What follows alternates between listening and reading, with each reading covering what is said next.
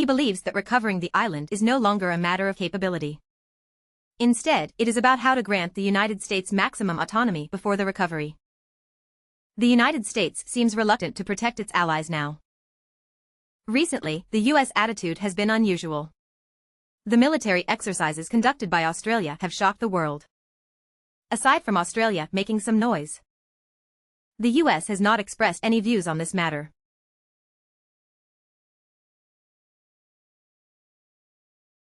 This scene deserves deep reflection.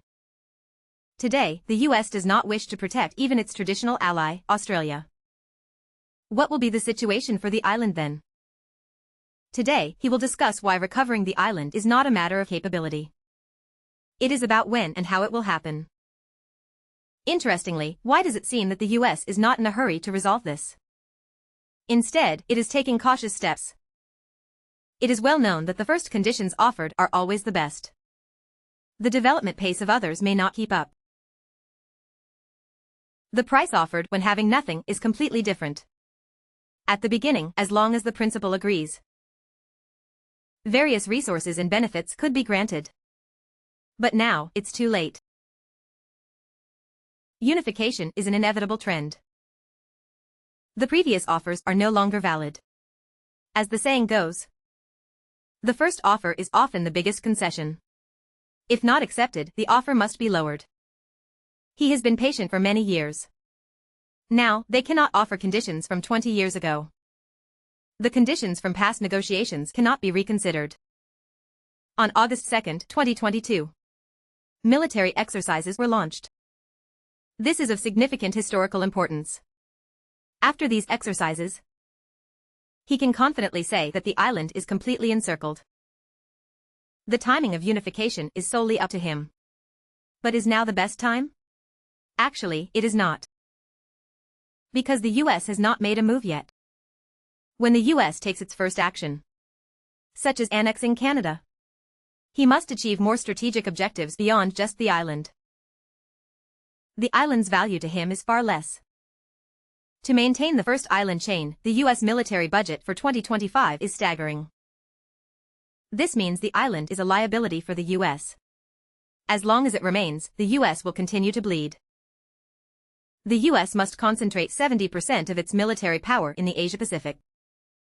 This leaves them stretched thin elsewhere. Without the pressure in the Asia-Pacific, conflicts in other regions would escalate. The U.S. is now beginning to strategically retract its forces. The withdrawal from the first island chain to Guam is a clear signal. The Japanese Prime Minister visited him first, not the U.S.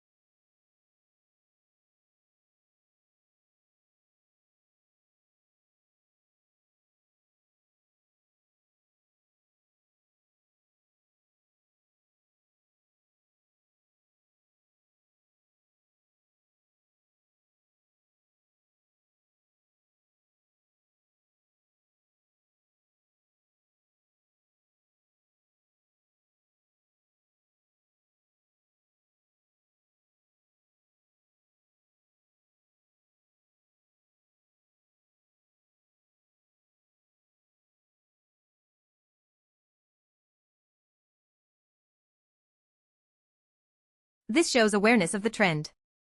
As the US considers reducing its presence, he makes a series of moves. The purpose is to show that the island is their soft spot. Through military exercises and strong statements, he signals to the US to stay engaged. He needs the US to expend its resources on the island issue. The US is stretched thin in various conflicts. He spoke of the moral spring and autumn period. It has ended.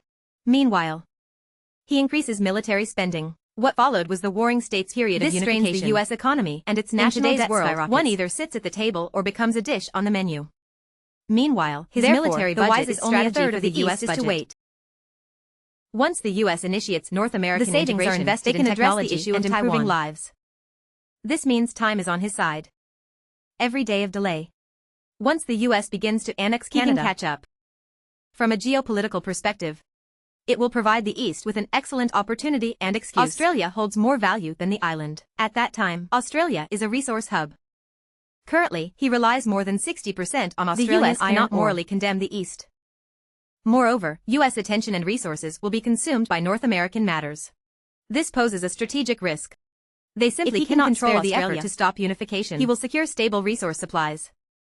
Moreover, Australia is a key part of the U.S. second island chain. The lower the cost of unification, if he controls Australia, the more lethal the blow to U.S. hegemony. The U.S. island strategy collapses. By that time, Southeast Asian countries and Australia will have to recognize the situation. Thus, Australia is a great choice, not to mention the world coming to pay tribute.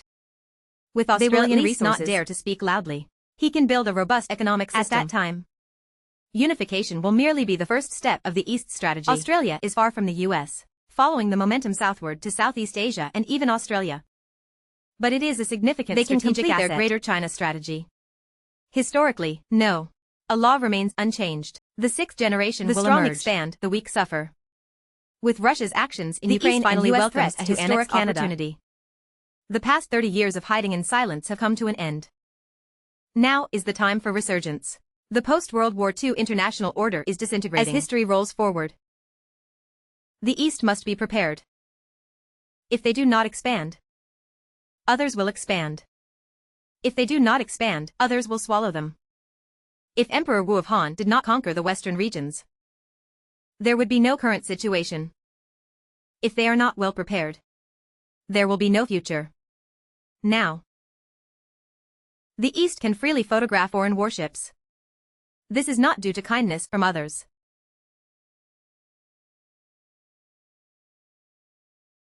Nor is it because they feel benevolent. It is simply a matter of depth. If they do not expand, others will stabilize their countries. This is a deep lesson history has taught them. And this time, the East seeks not merely a small unification to recover Taiwan, but a grand unification of the entire Asia-Pacific region. That is the true historical mission and strategic landscape. Follow the strategic orders of the Tavern. He will help you see through the clouds.